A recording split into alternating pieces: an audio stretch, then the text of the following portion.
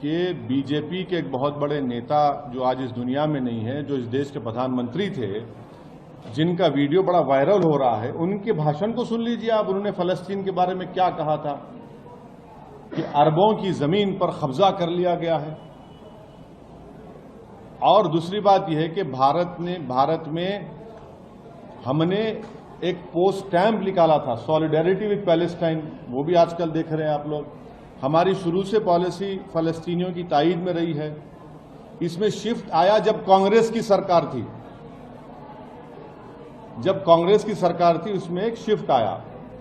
तो ये एक, और फिर पांचवी बात यह है कि ऑस्लो एग्रीमेंट हुआ, और ऑस्लो एग्रीमेंट में कहा गया था कि वेस्ट बैंक और गाजा में इंडिपेंडेंट पैलेस्टीनियन कंट्री बनाया जाएगा। 5 साल जाके 30 साल हो गए। तो इसकी जिम्मेदारी ऑस्लो एग्रीमेंट की सब पर थी, यूएसए पे थी, यूके पर थी, यूरोपियन नेशंस पर थी।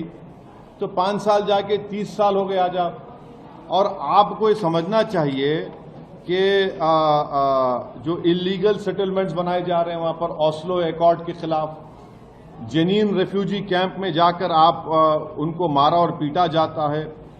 ये बात दुनिया जानती है कि वहां पर मस्जिद अक्सा है, बैतुल मुक़द्दस है। ये सब इंपॉर्टेंट चीजें हैं। आपको दुनिया को ये भी समझना चाहिए कि गाजा की जो स्ट्रिप है, आपने तो 16 साल से ब्लॉकेड करके रखा इजराइल ने वहां पर उसको। 16 ईयर्स से ब्लॉकेड है, ओपन एयर प्रिजन है वो।